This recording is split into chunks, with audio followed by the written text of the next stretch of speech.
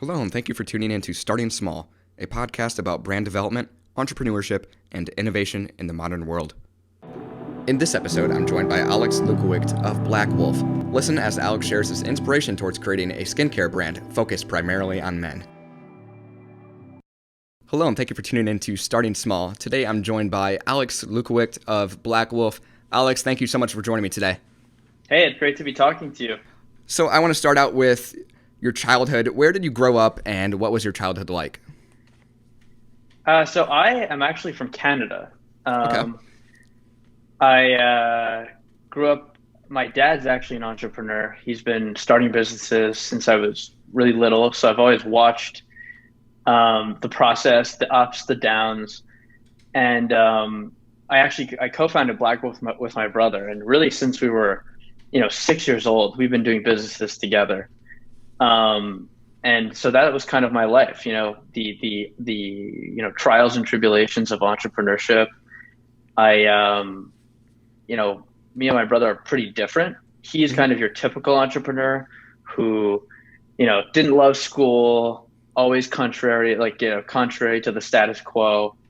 And I was kind of like the engineering type, did really well in school, kind of hated it for that reason because it didn't push me that much. Yeah. But pretty much everything about our childhood was kind of like the life of an entrepreneur. Gotcha. So did you have any inspiration towards your dad's companies growing up? Did you ever help him out, or did you and your brother, before Black Wolf, start any other companies? So we always did our own thing. Okay. It's funny enough, I've never actually had another job. I've always started my own thing, mostly with my brother. And I don't know how many of your listeners are familiar, but my first business ever was selling stuffed animals. And Oh, wow. there was this brand really popular called Webkins, which was, Oh, yeah. a plush toy company. I was a fan. Yeah, so was I. And they come with the online code. You have the video game component, and I was super, super into them. This was probably maybe when I was in grade 4. Oh, wow. Okay. Yeah, and they started to retire their different stuffed animals. So they would just stop selling them. And I didn't realize this until I was on eBay one day at the school computer, and I was looking at Legos, actually, funny enough, because I was super into Lego. And I saw a sidebar ad for a Webkins. It was this cat. I thought it was hideous, called the Cheeky Cat. And it was selling for over $300. And I was like, that's insane. Webkins are $15 at the store. Why would someone pay, $300? Yeah. And so I clicked on that ad, and it actually brought up a whole page of these things going, $275, $320, Wow. even as high as $500. And I was like, this is crazy. And so just instinctually, I told my mom, Mom, we got to go to the store. We got to buy one of these Cheeky Cats. We can sell it for like $300. It costs $15. So we went to the store, and the salesperson said that they had discontinued that model. And so I thought about where I could get one of these cats. And being from Canada, half the year, the Six Flags theme park is closed. Mm-hmm. And so I had the idea. I'm like, okay, they stopped selling this product over winter.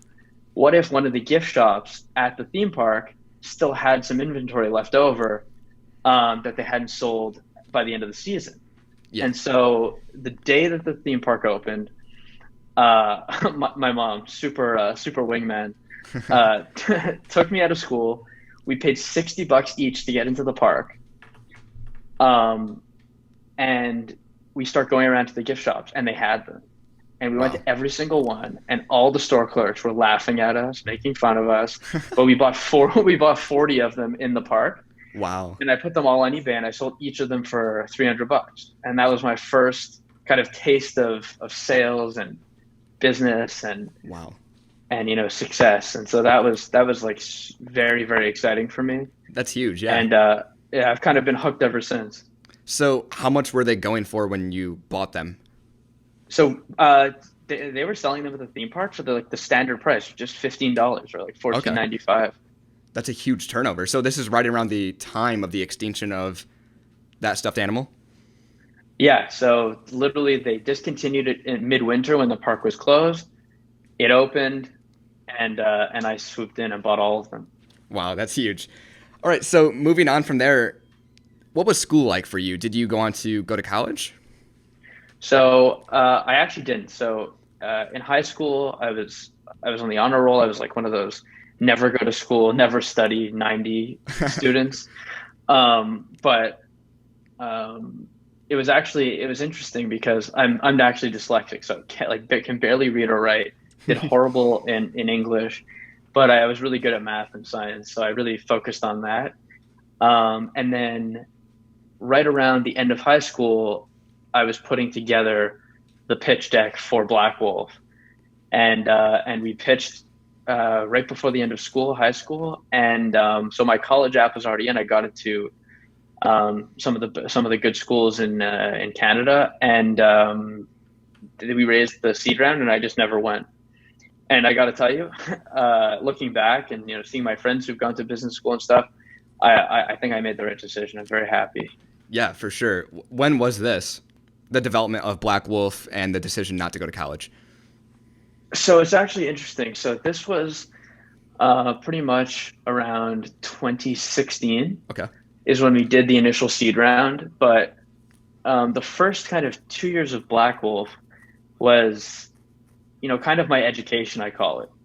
And we wanted to do, quote unquote, what they were doing. So we really spent a lot of time, kind of trying to figure out the secret code to how to launch and scale an e-commerce business. And then, so yeah, that was, instead of going to college, I pretty much did that for like a year and a half. In that time as well, we started building the Black Wolf brand, the logo, the branding, the concept, the products, all gearing up to our launch in September 2018. Okay. And then what got you inspired with skincare specifically? So it's actually funny. I am the complete like finance operations type, and my brother's the opposite. He's like the interpersonal sales guy type. Yeah. So neither of us are into skincare really at all, or we're into skincare at all. We're like wow. your average guy. I don't spend a ton of money on clothes or skincare or shoes. But one thing that we did both have was really, really bad razor bumps, like horrid. Every time I shaved my neck, I got ingrown hairs, razor bumps. It was awful. And I started growing a beard when I was like 11. So it was a big issue. Yeah. And we found this product that was sold locally. It was in a blue bottle. It was for men and women. Horrible branding, like literally atrocious branding, and it smelled awful. It smelled like rubbing alcohol, but worse somehow. Oh man! But it really, really, really worked, and it was the first thing. And it was like, wow, like you literally put it on after you shave, you didn't get razor bumps, and it was game changing. And obviously, being having that entrepreneurial mindset, we found the founder. And we said, like, we love your product. You're only selling it locally out of your trunk to salons in Montreal. What if we take your formula or license your formula, put an awesome brand around it, sell it just for guys as a razor bump remedy, and take it to the US online? That was just our first instinct because we had seen all these other companies doing it. And we put together a whole concept. He had no interest at all. No. Like zero. And so we said, okay, you know what? We're going to do it ourselves. And, naive at the time, we thought that wouldn't be that hard, but it turns out, it's been a lot of work, but we formulated our own product. The first product that we formulated, we actually never sold. It was kind of a replica of his razor bump liquid. Okay. And then we iterated from there. We turned it into our product now, which is called Bump Cream, which is, we think, a way better version of what that guy was selling, and then kind of sparked into this whole other line. But the original inspiration kind of stood is instead of making skincare products, for guys who want to be extra pampered and the guys who really, really put a lot of effort. Like if you're that kind of guy, nothing wrong with it, but there's a ton of products out there for you, that are complicated and more expensive. But if you're just like me, just like my brother, just like most of our friends, and you just like want to look your best, but don't want to spend too much, don't want to put a lot of effort into it, we made the most solution-focused products that we could possibly make. So if you have oily skin, if you have breakouts, if you have tired eyes, we make a product specifically for your need.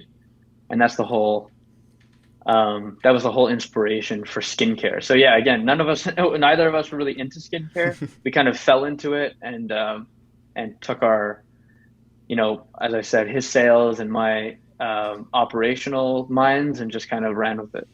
That's so interesting. So what did your first product look like then? If you kind of mocked up his formula, was it just you and your brother actually creating the product, or did you guys have someone else outsource?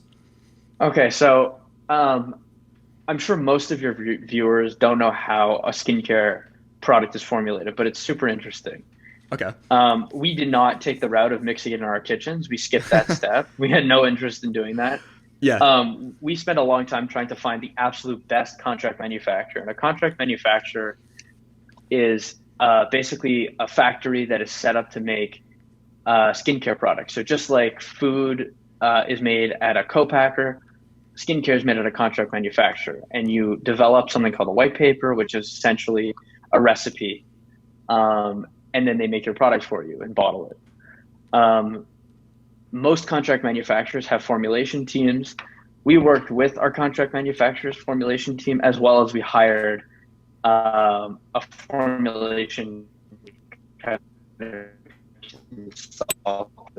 And we basically, it's not actually that hard to make a good product, but what's difficult is having the right attitude towards product development. So you can go to a formulator or a contract manufacturer and say, hey, I have a target cost of $1.50. I want to make a body wash. I want to have, 3 trendy ingredients, but I don't want to spend a lot. And they'll say, okay, no problem. We'll take water. We'll put some chemical foaming agents, a cheap fragrance, and we'll put in tiny drops of the 3 most trendy ingredients you want, and we'll call it a day. Yeah. And we're not about that. We went to them and we said, okay, listen, we want to make this product for razor bumps.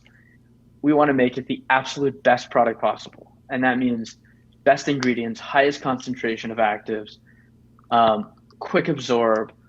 And we were just relentless with quality. And then whatever price they gave us, we just beat them down to get the price to where we wanted it to be. So that's kind of the philosophy we took. Gotcha.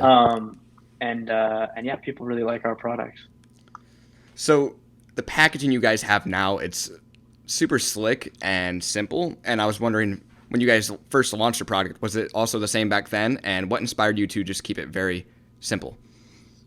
So simple was kind of like from the beginning. Okay.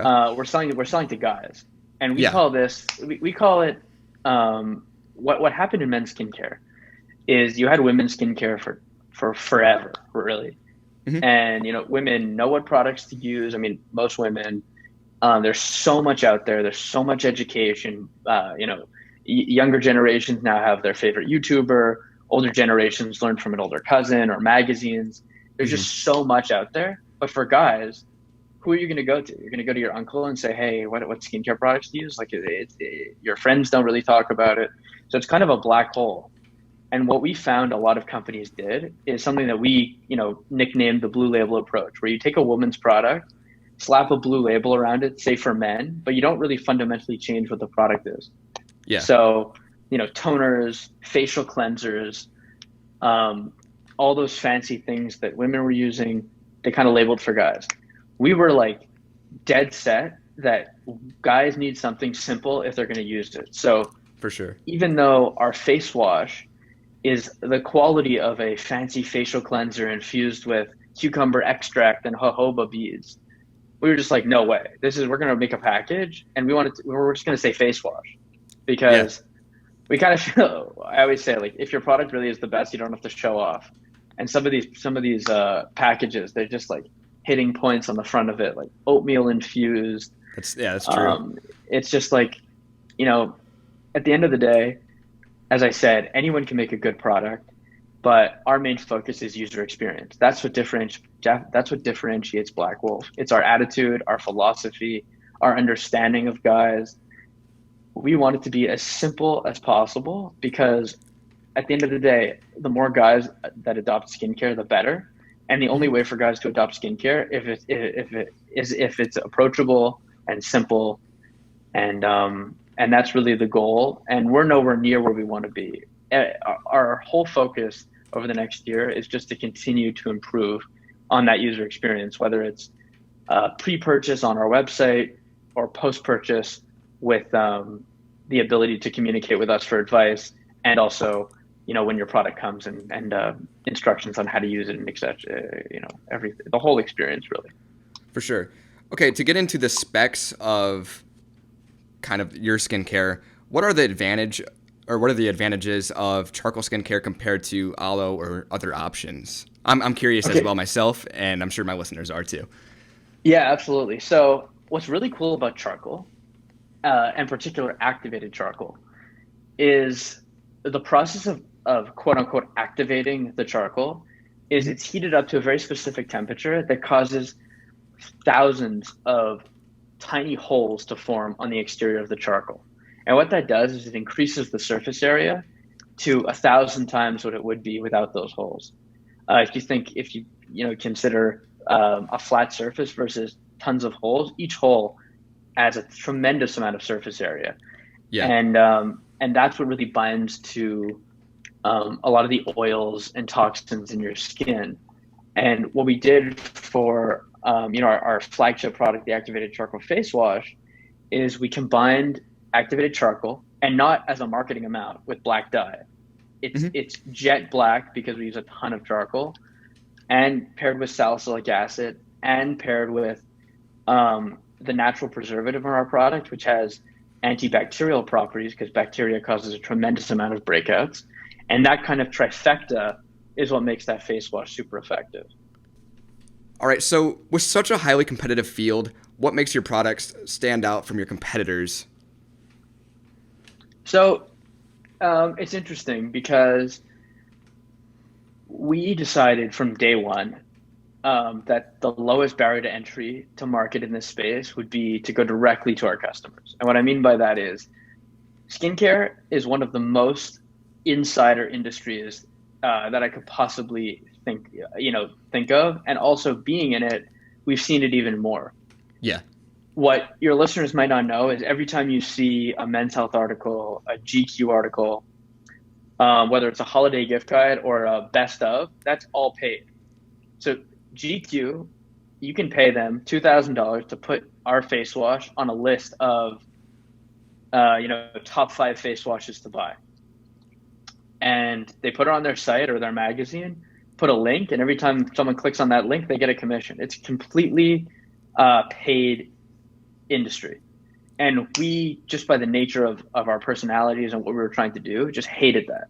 I think it's ridiculous. And that's not the type of customer, I guess, per se, that we're going after. So we decided to start marketing on Facebook and Instagram. And, we struggled a bit at the beginning because, we would put up we put up pictures of our product, and we put up, little video GIFs that we did, and nothing would hit. Mm-hmm. And then the breakout moment for us, and we were spending a lot. We were doing a lot for us at that time. And we were doing no sales, then maybe the next day would be 2 sales, the next day 1 sale, kind of like that, mostly friends and family. But we were really looking for that breakout moment. And so what we decided to do is sit down and we were like, okay, what's different? What do you never see? And we were having, one of those entrepreneur low days where we're sales are shit. And, we have no idea what we're going to do about it. We've invested all this money in the brand and the product run, and we're devastated. This is, I'm sure anyone who started a business has been through this. Yeah. And the breakout moment for us is I left the sofa where I was sitting looking at our Facebook ad account. I went into the bathroom. I got into the shower, turned the shower on, brought my iPhone into the shower, and started filming clips where I was holding the phone in one hand and playing with our face wash with the other hand. Oh, wow. And I did 15 clips, And I went back to the sofa, didn't edit the clip at all, and threw one of the clips. It was a 6-second clip up on Facebook. And the clip absolutely took off. Wow. I scaled our Facebook ad account from 0 sales a day to about 50 sales a day within a 30-day period. That's crazy. And we like started blowing out of inventory. And I mean, we hadn't done a big run. Our run was only 2,000 products, but and then we're like, okay, like why did this work? And we kind of got this concept of like, okay, maybe guys want to see something authentic, something low produced, something that they could kind of see themselves using. And also when you're scrolling through your Facebook feed and you see a dude's arm in the shower, it kind of catches your eye. For sure. Which is kind of half the battle with us. And for about a year, we did various like in shower clips. And then, we got more sophisticated. I bought a tripod. So I could use both hands and just different things like that. And that allowed us to scale basically over a year from doing 0 sales to doing about 200 to 300 orders a day. Wow. And of course, that's an oversimplification, but it was mostly driven by Facebook ads and by in-shower content. That's amazing. So before, like, you made your ads more personable, where you would actually have yourself using your products, what were your ads looking like before that made it jump up like this? So before, we had done kind of like, we had experimented with image ads with like stock photos of a guy with our product, photoshopped into it. Okay. We had tried some some GIFs with like our product spinning around and stuff like that, but nothing, because at that time, like Facebook GIF type videos were pretty popular and effective, but it never worked for us. Gotcha. But after that shower content really popped off, we started to add things, and that's kind of, I wish that I had known that at the beginning, where you don't need to have everything day one. You can iterate. So, we started to get sales, and then we're like, okay, we're sending all these people to our site who aren't buying. How do we capture them? So we added a pop-up giving an intro offer, and then we added a whole email flow and different things like that. And like, we slowly just, kept growing and grinding to scale our sales. Gotcha. So what would you say, because you guys are strictly pretty much evolving around e-commerce, and I was wondering, what would you say are the advantages for your product selling through e-commerce rather than a brick and mortar? Okay, so like I said about the press, it's kind of the same thing for retail. Okay. Super insidery, and it's tough to get into retailers. The barrier to entry is pretty high. Yeah. Especially for a new brand with products that people are going to put on their face. So, with our skill sets, with our lack of any insider contacts, being so young, we were just like, no one's going to take us seriously. Let's just prove ourselves online. Let's build our brand. We'll optimize what we're doing. And then when we're big, we'll get into retail. Yeah. That's kind of the thought behind that. Gotcha. And then what would you say now, what is the main demographic for Black Wolf? Of course, it's men, but have you noticed any trends around the age? Facebook's so targeted, so it's really like what we want. Yeah. It starts at about 24 and goes into early 40s. That's our core demographic. Okay, so it's around like the acne years, pretty much. Yeah. And it's funny, as I said, we're trying to be solution focused. Yeah. But at the beginning, we just launched with 3 products. We had the Razor Bump Cream, the Charcoal Face Wash, and the Oil-Free Moisturizer. And at that time, we had no understanding of all the e-commerce jargon. I mean, we knew CPA, but we'd never heard of AOV, and how to optimize for that. So our AOV, when we launched the site, just naturally was $19.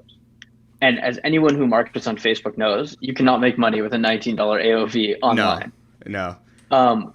So we thought, okay, how do we increase this? So we saw a few people buying our face wash and our oil-free moisturizer together. and it was mostly in more southern states, hotter, where we thought, okay, maybe oily skin might be the reason they're buying that because those two products are good for oily skin.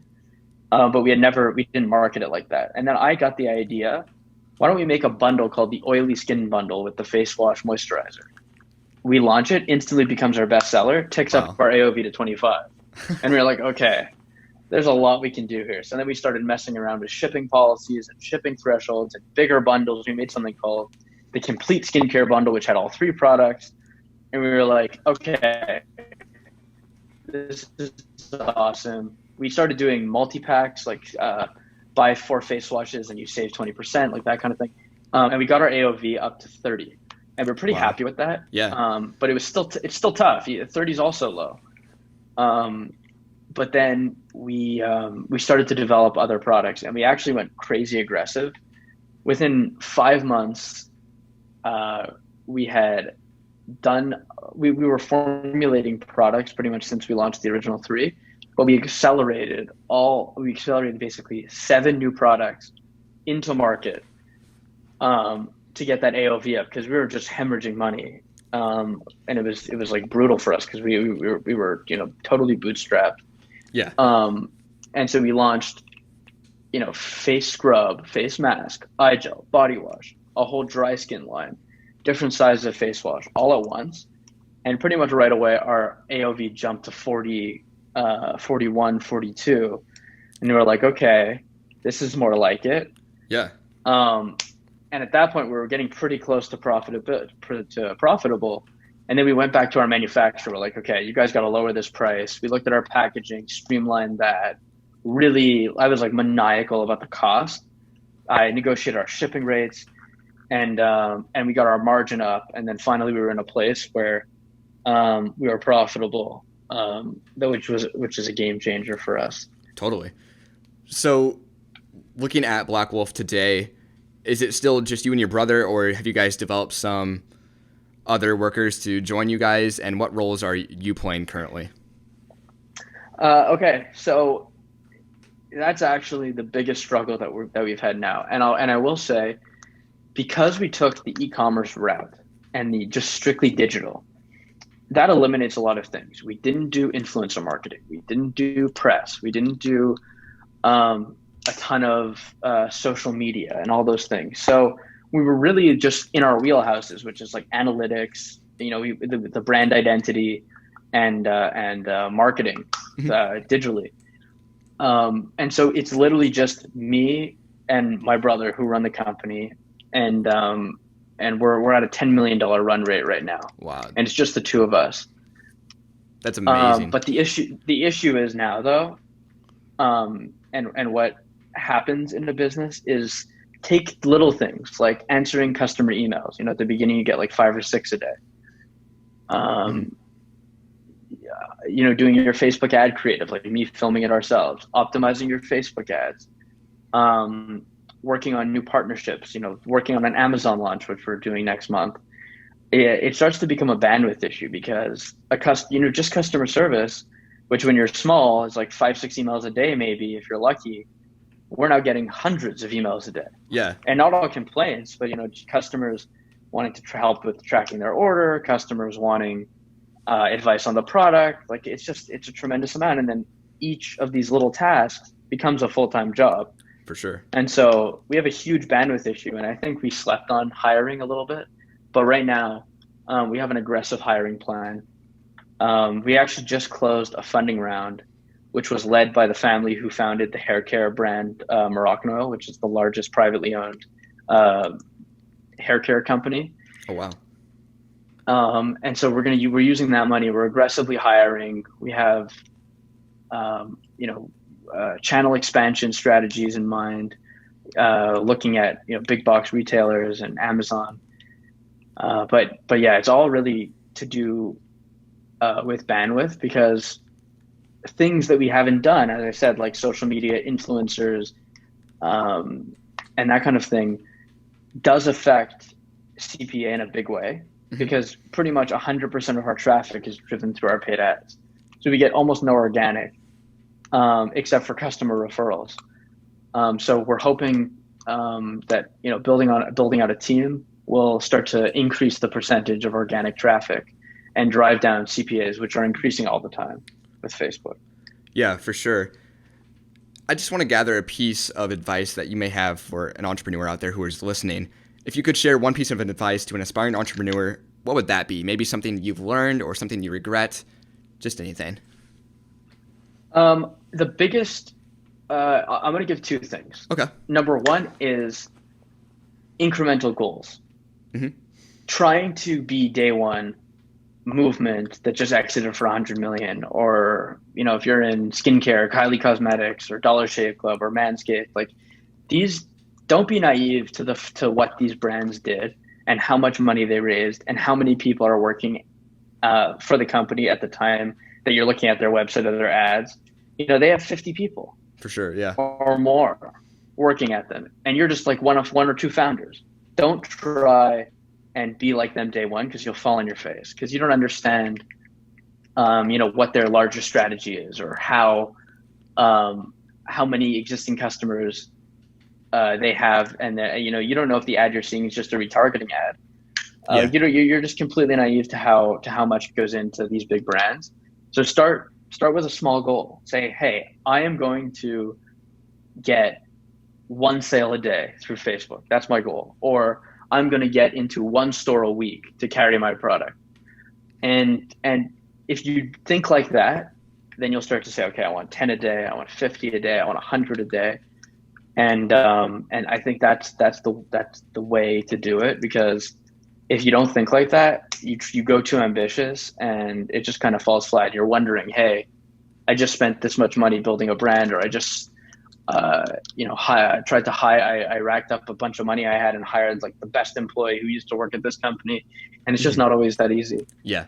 So I'd say incremental goals, and also it allows you to feel success along the way, which is nice. For sure.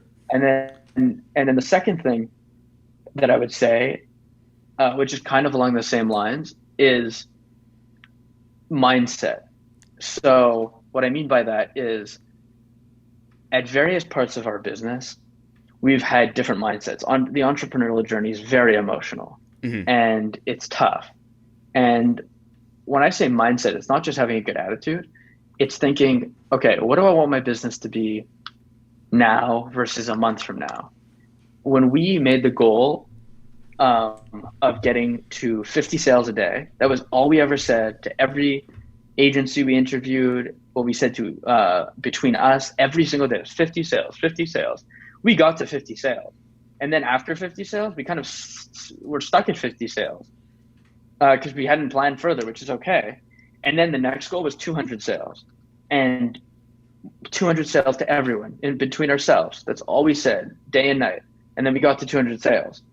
Like, it's kind of, and we did the same thing for 1,000. Like, you have to, I think it's all about mindset, set a reasonable goal and just be like unrelenting about that one thing. Don't try and say, I want to be the leader in social and in product and in acquisition, and I want to have a zillion customers. Like, just focus on one macro goal and just be like maniacal about it. Totally. Well, Alex, thank you so much for joining me today. And to the listeners out there, make sure to check out Black Wolf at blackwolfnation.com.